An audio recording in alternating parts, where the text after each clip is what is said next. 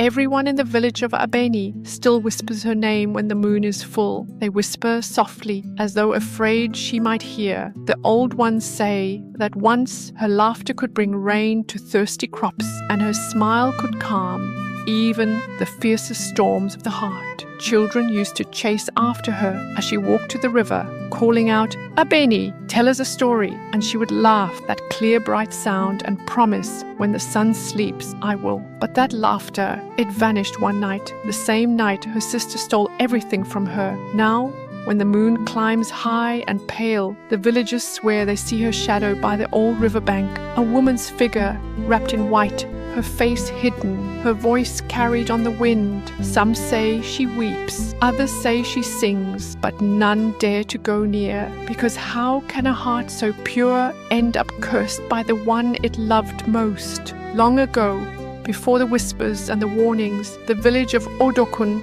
was alive with song. The air smelled of roasted yams and palm wine. Drums echoed across the hills every evening. It was a place of laughter, of promise, and Abeni was its brightest spirit. The elders said she was born beneath a rainbow, that the ancestors had blessed her with light. Wherever she went, joy followed. Yet where there is light, there is always a shadow waiting. Her sister Layo walked in that shadow. They grew together like twin vines, close, twined, yet competing for the same sun. When Abeni danced, the village clapped. When she sang, they listened. And though Layo smiled beside her, deep in her chest, jealousy began to stir like a sleeping snake. Still, Abeni never saw it. She trusted too easily, loved too deeply. She believed that blood could never turn against its own kind. But what she didn't know was that envy can wear a sister's face. Abeni and Layo were sisters born of the same mother, yet different as sun and shadow. From childhood, the elders said, one carries the warmth of dawn, the other the mystery of dusk. Abeni was gentle, her voice soft like river water flowing over stones. Her laughter drew people near. Even the stern elders found themselves smiling when she passed. Her eyes carried kindness, the kind that could quiet quarrels and soothe restless hearts. Layo, on the other hand, had a mind as sharp as a blade and a tongue just as quick. She was clever, too clever sometimes, and her words could charm or cut, depending on how they were used. She envied how easily Abeni drew affection, how people leaned toward her without effort. Still, they loved each other fiercely. Every evening, the two would sit beneath the old palm by their mother's hut, braiding each other's hair and whispering secrets to the stars. "Promise me," Abeni would say, "that no matter what comes, we'll stand by each other." And Layo would smile, a little too tightly, replying, "Always, sister, you are my heart." 6. Their laughter would rise into the night, mingling with the hum of crickets and the crackle of firewood. The moon would watch them like a silent witness, its silver light weaving around them both, blessing one, testing the other. Then came the year of Abeni's womanhood. The drums began to sound more often in Odòkun, and the young men started coming to the market more than usual, pretending to buy yams, but watching her instead. Even the eldest sons, once too proud, now softened their voices when she walked by. But Abeni's heart had already chosen. His name was Adewale, the blacksmith's son. His hands were strong from hammering iron, his laughter deep and honest. He would often bring her small trinkets, bracelets made from scraps of bronze, polished smooth, each one shaped like the moon. Their love grew quietly, like roots spreading beneath the earth. When he asked for her hand, the entire village rejoiced. The drummers were called, palm wine flowed like river water, and even the griots composed songs of their union to be. It was said the ancestors themselves smiled that day. Yet even as the village danced, someone watched with eyes that did not smile. From the shadows near the doorway, Layo stood, her hands clenched so tightly her nails bit into her palms. She smiled for her sister. Oh yes, she smiled. But inside, a storm had begun to gather. She told herself it was nothing, that she was happy for Abeni. But that night, as she lay awake, listening to the faint sound of drums echoing in the hills, a quiet voice whispered inside her heart. Why her? Why not me? No one in the house heard that whisper. No one saw the tear that slipped down her cheek and vanished into the dark. But what no one expected was how far that single whisper of envy would travel. Layo felt the sting of jealousy burn deep.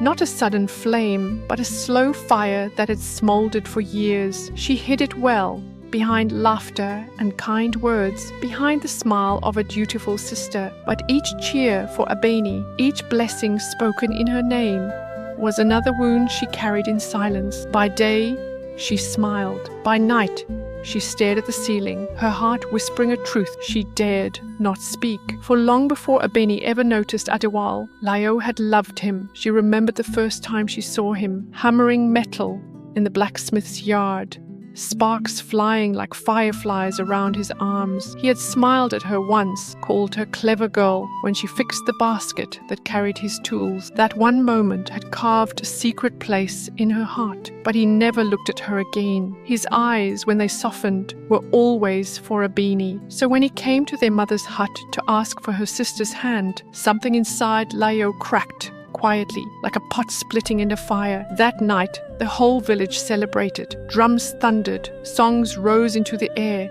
and laughter floated across the fields like wind through dry leaves. Everyone rejoiced, everyone except Layo. She slipped away from the firelight, away from the music, her bare feet silent against the path that led to the river. The air was cool, heavy with the scent of wet earth and night flowers. Crickets chirped in the tall grass, and the moon shone silver upon the dark water. There, beneath the ancient Iroko tree, Layo fell to her knees. Her tears struck the river's surface like drops of glass. "Oh, ancestors!" she cried, her voice shaking. "Why give her everything and leave me with nothing?" Her sobs echoed, lonely and raw. But when the sound died, something answered. From the shadows beneath the Iroko tree, a figure began to form, old, bent, her face hidden beneath a woven hood. The air turned cold, and the river grew still. "Child," the old woman whispered, her voice rough as dry leaves, "the heart can be mended or avenged." Her eyes gleamed like dying coals. "Which would you choose?" Layo froze. Her breath caught. The night seemed to hold its breath too. Not even the frogs dared to croak. In the distance, carried faintly on the wind, came Abeni's laughter, soft, pure and unaware. It struck Layo's chest like a knife made of memory. Her lips trembled. Her fingers curled into the mud, and then, in a voice barely her own, she whispered, "Teach me to make her feel what I feel." The old woman smiled, slow and wide. She reached into the folds of her wrapper and drew out a small gourd sealed with red thread. "Then listen well, my daughter of envy," she hissed, "for what you ask will not come without cost." But the old woman's gift was not what she expected, and once given, it could never be taken back. The wind rose suddenly, whipping through the trees, carrying whispers that didn't belong to this world. Layo's shadow trembled upon the water, twisting, changing, as if something unseen had stepped into it. The river rippled once, then went completely still, and from that night on, nothing in Odòkun was ever the same again. The next morning, strange things began to stir in Odòkun. At first, it was small, so small that no one thought much of it. Abeni went to fetch water from the stream, humming softly as she always did. But when she leaned over to fill her calabash, the reflection that looked back at her wasn't clear. The water rippled, though the wind was still. Her face seemed to shimmer as if it were fading in and out of another world. Startled, she blinked and touched the surface, but the image only blurred more, her own eyes staring back, hollow and pale. When she returned to the village, her mother gasped. "Child, are you ill?" she asked, pressing a hand to her cheek. Abeni's skin, once warm like honey, now looked pale, ash-grey, as though some unseen hand had drawn the life from her. That day, misfortune followed her like a shadow. Her bridal gown, which she had sewn with care, tore straight down the middle when she lifted it from the basket. The veil she'd placed by the window caught a stray spark from the candle and burned to smoke. Even the beaded necklace her grandmother had blessed snapped and scattered across the floor, and as the sun dipped, whispers began to move through the market like wind through tall grass. Perhaps she offended the ancestors, or maybe someone has cast the evil eye on her. Bad luck before a wedding means the spirits are warning us, one old woman muttered. By evening, the joyous drums that once echoed through the hills had gone silent. Adewale came to her hut, concern written across his face. "My love," he said gently, kneeling before her, "these are only accidents. Do not let fear take your heart." But though his words were kind, his eyes trembled with doubt. The seed of fear had already been planted, and fear, once planted, grows quickly. Each night he found it harder to sleep. The stories whispered by the villagers sank into his mind like stones dropped in still water. Some said Abeni had been seen by the river under the moon, speaking to shadows. Others swore she carried the mark of a spirit bride, a woman loved by something not of this world. Abeni wept in silence, clutching the few gifts she had left. She could not understand why joy had turned to sorrow overnight. And in the distance, hidden behind the curtain of her own guilt, Layo watched. From her window, she saw her sister moving through the courtyard, a fragile figure wrapped in misfortune. Her heart twisted. For a moment she almost ran to her, almost confessed everything, but then that whisper came again, cold and ancient, curling through her mind like smoke. "What is done?" the old woman's voice murmured. "Must run its course." Layo's hands trembled. She pressed them against her ears, but the voice would not stop. Every time she tried to pray, the air grew heavy. Every time she closed her eyes, she saw the river and the glowing eyes that had promised her vengeance. Yet the curse she called upon had a hunger of its own, and it did not plan to stop with Abeni. That night, even the crickets went silent. Somewhere beyond the village, something moved through the dark, unseen, uninvited, following the sound of Abeni's fading laughter. On the eve of the wedding, the moon hid behind clouds, smothering the village in uneasy darkness. Even the crickets refused to sing that night. The air felt thick, like the breath before a storm. Inside her hut, Abeni sat before her small mirror, the one Adewale had polished himself and given her as a gift. The lamp beside her flickered weakly, throwing trembling shadows across the walls. Her gown lay across the bed, still half torn from the morning's misfortune. She had tried to mend it, but the thread kept snapping between her fingers. It was as if even the cloth itself resisted her joy. Tears rolled down her cheeks, soft and glistening like beads of dew. She lifted her eyes to the mirror and froze. For a moment, she thought the light was playing tricks again, but then the reflection moved differently than she did. Behind her, in the dim glow, stood a figure, her sister. "Layo?" she whispered, voice trembling. Her heart thudded in her chest. Slowly she turned, and there Layo was, standing just a few steps away, her face pale, her eyes glinting like a serpent watching its prey. The silence between them cracked like dry wood. Abeni rose to her feet, her hands shaking. "Layo, what have you done?" Layo opened her mouth, but no sound came out. The words tangled in her throat, swallowed by fear. She had come to confess, to beg forgiveness, but something else had come with her. The shadows in the corners of the hut began to shift and coil, writhing like living smoke. From the darkness behind Layo, a shape emerged, tall, twisted, and shrouded in rags. The air turned bitterly cold. The lamp flame bent backward, as though afraid. Abeni stumbled back, her breath fogging in the chill.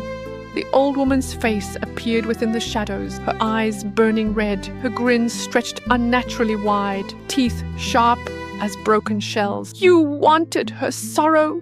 The spirit hissed, her voice layered like a chorus of whispers and screams all at once. "Now you shall share it," Layo cried out, clutching her head. "No, please, I didn't mean..." But the spirit only laughed, a sound that made the air itself tremble. The mirror before Abeni began to ripple, the glass turning dark as a pool of oil. Layo's reflection wavered, then began to fade. Her hands reached toward it, desperate, but the image dragged her backward, piece by piece. Her face stretched, dissolved, vanished into the glass. Abeni screamed, lunging forward, but the spirit's wind knocked her to the floor. She clutched her chest, gasping. whispering her sister's name through tears. Layo, no, please. The lamp went out. Darkness swallowed the room. Outside, thunder rumbled, slow and deep, echoing across the hills, and somewhere in the silence that followed came the faint sound of laughter. Neither Abeni's nor Layo's. By dawn, only one sister would stand before the altar, but not the one the villagers expected. When morning came, the drums beat softly, not with joy this time, but with something uneasy, almost mournful. The sky was grey, veiled in mist, as if even the heavens hesitated to bless the day. Villagers gathered in the clearing, dressed in their finest, but their smiles were faint, their laughter forced. The night before had felt heavy, strange dreams haunting many. Still, no one dared to question fate. A wedding day must not be delayed. The ancestors frowned upon it. Then, from behind the palm fronds, the bride emerged. Her steps were slow, graceful, yes, but too measured, too heavy. The fine white cloth of her veil hid her face, and when the breeze lifted it slightly, not even her mother could glimpse her eyes. The women ululated softly. The men beat a talking drum, but the sound carried no warmth. Adewale stood before the altar, his heart pounding with both excitement and unease. When she reached him, he took her hand, and a shiver ran up his arm. Her skin was cold, too cold. He smiled nervously, telling himself it was just nerves, that the night had been long, that his bride was tired. He leaned closer and whispered, "You are trembling. My love, fear not, today is ours." The bride said nothing. Her lips curved into a faint smile, but no sound came. The priest, an old man whose voice carried the weight of the ancestors, raised his staff and began the blessings. He spoke the sacred words, calling upon the spirits of love, unity, and truth to witness the joining of two souls. But as he spoke, the wind began to rise. The palm leaves rustled, though the air was still moments before. The drums faltered, one by one, until only silence remained. The priest frowned. "Lift your veil, my daughter," he said softly. "Let your husband and the ancestors see your face." The bride hesitated. Her hands trembled. Then slowly, almost unwillingly, she raised the veil. A sharp gasp rippled through the crowd. It was not Abeni, it was Layo. Her skin was pale as clay, her eyes empty, blank pools where warmth should have lived. Her lips moved, trying to speak, but only a cracked whisper came out, like wind scraping through dry leaves. "Ah, Abeni." The crowd stumbled back, crossing themselves, clutching charms, whispering prayers under their breath. Adewale's face drained of color. He reached out, his voice breaking. "Layo, what? Where is—" But before he could finish, the old priest's staff struck the ground. "Spirits of truth," he cried, "what mockery stands before us?" And then a low sound, like thunder rolling beneath the earth. The air grew heavy, the mist thickened. 9. Layo's veil fluttered to the ground, and with it came the faint scent of river water and decay. She fell to her knees, clutching her head, as if two voices were warring inside her. Through trembling lips, she gasped, "The mirror! She's trapped! She's calling!" Her words turned into a wail that made even the bravest men step back. In that moment, the truth spilled out like blood. The curse had bound her spirit to her sister's form. Abeni's body was gone, her soul imprisoned where Layo once wept by the river. The price of envy had been paid in full. The villagers fled in fear, scattering like frightened birds. Adewale dropped to his knees, the weight of realization crushing him. Tears streamed down his face as he whispered, "If love is built on lies, it cannot stand before the ancestors." But even then, the story was not over. The spirit demanded one last offering before it would rest. As thunder cracked across the sky, the ground trembled beneath their feet. Somewhere beyond the trees, the old Iroko groaned, and the wind carried a single whisper, "The debt is not yet paid." That night, thunder rolled over Odòkun like the footsteps of angry spirits. The sky flashed again and again, each bolt of lightning tearing through the clouds like a blade of fire. The villagers barred their doors, whispering prayers, clutching charms, begging the ancestors for mercy. But down by the river, another storm was brewing. The old Iroko tree groaned in the wind, its branches bending low as if to listen. Mist rose from the water, thick and white, curling around the roots like living fingers. And from that mist she came, the old woman. Her form flickered like a dying flame, her shadow twisting with each flash of lightning. She stood where Layo had once wept, her red eyes glowing with cruel satisfaction. Her work was done, the sisters' bond was broken, the fates sealed. Abeni's soul had been claimed, her laughter silenced forever. The spirit turned to leave, her laughter low and dark. But before she could vanish into the mist, the wind began to whisper, softly at first, like a sigh, then stronger. The voice rose from the river itself, calm, sorrowful, yet powerful enough to shake the night. Jealousy devours its own blood. It was Abeni. The spirit froze, her laughter dying in her throat. The water stirred violently, glowing faintly with light from beneath. The wind howled, carrying the words again, louder this time. Jealousy devours its own blood. The old woman shrieked, her cloak whipping around her like black wings. Lightning split the sky, and with a deafening crack, it struck the Iroko tree, splitting it clean in two. The ground trembled, the river roared as the spirit's form scattered into ashes of light and smoke, her voice fading into a final, bitter wail. Then silence. Only the rain remained, falling gently over the land. When the villagers dared to step outside at dawn, they followed the muddy trail to the riverbank. There they found Layo, kneeling in the wet earth, her hair tangled, her hands folded as if in prayer. She was alive, but her eyes, once bright with envy, were clouded white. She did not speak at first, only wept, but in the days that followed, she began to tell her story again and again to anyone who would listen. She told of love twisted by jealousy, of a wish that became a curse, of how one night of envy could destroy a lifetime of sisterhood. Children would sit by her feet as she spoke, their faces pale in the firelight, and when she finished, she would raise her blind eyes to the sky and whisper, "Envy is a fire no heart can contain. It burns not the one you hate, but the one who carries it." Her tale spread far beyond Odòkun. Travelers carried it across rivers, through forests, into distant lands, a warning wrapped in sorrow. And even now, when thunder rolls across the hills, the elders lower their voices and say, "The hand that digs a pit for its sister often falls into it first." The river still flows past the broken Iroko, its water calm once more. But some nights, when the moon hides behind clouds, villagers swear they can hear two voices, one weeping, one singing, carried softly by the wind.